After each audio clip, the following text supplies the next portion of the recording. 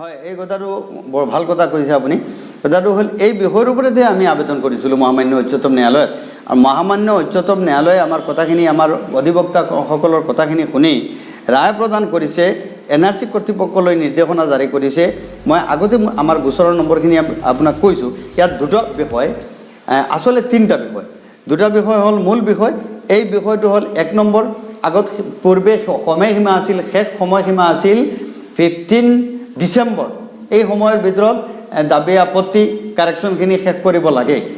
আমি যেতিয়া কৈছোঁ সময় কম হৈ গ'ল, বৃদ্ধি কৰক, মহামান্য উচ্চতম ন্যায়ালয়ে আমাৰ দাবীক গ্ৰাহ্য কৰি গ্ৰহণ কৰি এতিয়া বৃদ্ধি কৰিছে 31 ডিচেম্বৰলৈকে। অৰ্থাৎ ডিচেম্বৰ মাহৰ শেষলৈকে 31 ডিচেম্বৰলৈকে মানুহে দাবী পত্ৰ বা আপত্তি বা কাৰেকশ্যনখিনি জমা দিব পাৰিব।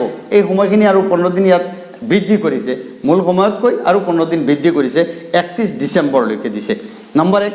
নম্বৰ 2, আপোনাৰ যিটো 2015 চনৰ 31 ডিচেম্বৰৰ পিছৰ কাগজৰ নথিৰ কথা আহিছে, 31 আগষ্টৰ নথিৰ কথা আহিছে। অৰ্থাৎ প্ৰথম NSK পৰ্যায়ত বহুত মানুহে এটা হাৰাশাস্তিৰ সন্মুখীন হৈছিল যে আজি তেওঁ 20 বছৰ আগত স্কুলত পঢ়িছে, চাৰ্টিফিকেট লৈছে আজি বা কালি, ইছ্যু ডেট 2018ত হৈছে। অৰ্থাৎ 15 চনৰ 31 আগষ্টৰ পিছত ইছ্যু ডেট। ৰেচন কাৰ্ডৰ ক্ষেত্ৰত একে আছিল, বা আপোনাৰ মাটি সময় প্ৰয়োজন হৈছে ওলাইছে, কিন্তু ৰেকৰ্ডখিনিতো আগৰ, ইছ্যু ডেটহে পিছত, এইখিনি লোৱা নাছিল। আমি আবেদন কৰাৰ পিছত মহামান্য উচ্চতম ন্যায়ালয়ে এইখিনি স্পষ্ট কৰি দিছে যে যদি আপোনাৰ ৰেকৰ্ড পুৰণা আছে, ইছ্যুৰ কাৰণে অসুবিধা নহয়, ইছ্যু কালিও হ'ব পাৰে, আজিও হ'ব পাৰে। গতিকে তাত ইছ্যু ডেটৰ কাৰণে ৰৈ থাকিব নালাগে। নিৰ্দেশনা দিছে NRC ডিপাৰ্টমেণ্টক, বিভাগীয় কৰ্তৃপক্ষক যে আপোনালোকে জনাই দিয়ক। এতিয়া NRC কৰ্তৃপক্ষই ইতিমধ্যে NSK পৰ্যায়ত নিৰ্দেশনাখিনি দি দিছে, আমি গম পাইছোঁ যে যদি স্কুল চাৰ্টিফিকেট, যদি আপোনাৰ বিবাহৰ কোনো কাজিৰ কাবিন, যদি ৰেচন কাৰ্ড, যদি মাটিৰ ভূমি কোনো প্ৰমাণ, কিন্তু এইটো লিষ্ট বিৰ সংযোগী নথিৰ ক্ষেত্ৰত তেতিয়াহ'লে আপোনালোকে ৰৈ থাকিব নালাগে। আজিৰ ডেট হ'লেও অসুবিধা নহয়, এইখিনি উলিয়াই আপোনালোকে জমা দিয়ক। অৰ্থাৎ 31 ডিচেম্বৰৰ ভিতৰত দাবী আপত্তি আৰু কাৰেকশ্যনখিনি কাম শেষ কৰক। আৰু ভয় খাব নালাগে। শ্ৰদ্ধেয় ৰাইজ, অসম ৰাজ্যিক জমিয়তুল উলামাৰ মাননীয় সভাপতি মৌলানা মস্তাক আনৱাৰ চাহাব আৰু আমচুৰ নেতৃবৃন্দই অন্ততঃ এইখিনি সুবিধা কৰি দিছে মহামান্য উচ্চতম ন্যায়ালয়ৰ জৰিয়তে। আপোনালোকে এই যিবোৰ সমস্যাৰ কাৰণে ৰৈ আছিলে সংযোগী নথিৰ ক্ষেত্ৰত 2015ৰ 31 আগষ্টৰ পিছত লোৱা নাছিল, এতিয়া ল'ব। সুপ্ৰিম কোৰ্টে এটা নিৰ্দেশনা জাৰি কৰিছে। অৱশ্যে আছুৰ নেতৃবৃন্দই এটা অভিযোগ কৰিছিল যে যিসকলে আপত্তি কৰিব একে NSKৰ হোৱা উচিত আছিল, কিন্তু এই কথাখিনি এতিয়া তেওঁলোকে জিলা পৰ্যায়ত লৈ গৈছে। জিলা পৰ্যায়ত তেওঁলোকে আপত্তি কৰিব পাৰিব।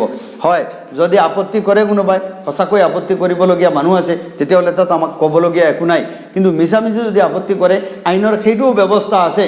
আমি সেই মানুহজনে তেওঁ ৰেকৰ্ডৰ পিছত, ৰেকৰ্ড বৈধ হোৱাৰ পিছত, হুকুম পোৱাৰ পিছত যে অন্যায়ভাৱে যাৰ ওপৰত আপোনাৰ আপত্তি কৰিছে তেওঁৰ ওপৰত মানহানি গোচৰ তৰিব পাৰিব, 50,000 টকা জৰিমনা আৰু তেওঁৰ 5 বছৰ জেল। এইখিনি হ'ব, দুটা হ'ব, নহ'লে কোনোবা এটা হ'ব। সেই ব্যৱস্থাও আছে, ভয় খাবলগীয়া একো নাই। 31 ডিচেম্বৰলৈকে দাবী আপত্তি আপোনালোকে দাখিল কৰক। আৰু পূৰ্বে ইতিমধ্যে যিখিনি অসুবিধা পাইছিলেন, আপোনাৰ 2015 চনৰ 31 আগষ্টৰ পিছত ইছ্যু ডেট হ'লে নহ'ব, এই সমস্যাটো আঁতৰি গ'ল।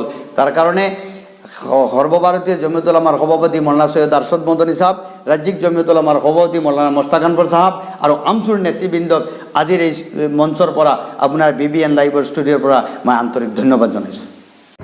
এইটো এটা ক্লিয়াৰ কথা। মহামান্য উচ্চতম ন্যায়ালয়ে কৈছে যে 2015ৰ আপোনাৰ 31 আগষ্টৰ আগৰ হ'ব লাগে। তাৰমানে ইছ্যু ডেটৰ কথা কোৱা নাই, ৰেকৰ্ডখিনি আগৰ। ইছ্যু ডেট কালিও হ'ব পাৰে। কিছুমান ডকুমেণ্ট আছে, আমি ধৰক পান কাৰ্ড বৈধ নথি হ'লে হ'ব, বৈধ নথি হ'লে হ'ব, বৈধ হ'লে হ'ব, কোনো অসুবিধা নাই। এইটো লিংকেজ, অৰ্থাৎ লিষ্ট বি সংযোগী নথিৰ ক্ষেত্ৰত, লিষ্ট এ নহয়। বৈধ আৰু শুদ্ধ নথি যিকোনো ডেটৰ হ'লে, লিষ্ট ই বা লিগেচিৰ ক্ষেত্ৰত নহয়, লিষ্ট বি সংযোগী নথিৰ ক্ষেত্ৰত। আৰু এটা আছে ৰেচন কাৰ্ডত আমাৰ ছাপ্লাই ডিপাৰ্টমেণ্টৰ চিল মোহৰ মৰাব লাগে। এতিয়া নালাগে, এতিয়া প্ৰয়োজন নাই। এতিয়া সুপ্ৰিম কোৰ্টে এইখিনি কোৱা নাই, আমাৰ NRC কৰ্তৃপক্ষ হাজেলা ডাঙৰীয়াই কোৱা নাই। মাজত অলপ খেলি মেলি হৈছিল যদিও ইতিমধ্যে আমাৰ হোজাই জিলাৰ মাননীয় উপায়ুক্ত মহোদয়ে ক্লিয়াৰ কৰি দিছে এইখিনিৰ ক্ষেত্ৰত এই প্ৰয়োজন নাই।